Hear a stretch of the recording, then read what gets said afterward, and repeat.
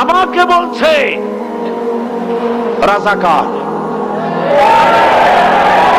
শুনে রাখো, চট্টগ্রামের লক্ষ লক্ষ জনতা, পার্লামেন্টে যখন আমাকে এই কথা বলা হয়েছিল, আমার পার্লামেন্টের কলিগ জাফরুল্লাহ চৌধুরী সাহেব বসে আছেন এখানে,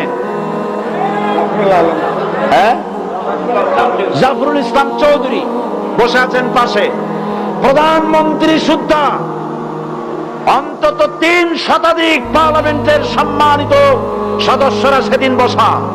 1997 সনের বাজেট বক্তৃতা যখন আমি করতেছিলাম, ডক্টর কুদরতে খোদা, নাম রাখছে কুদরতে খোদা, আসলে গজবে খোদা।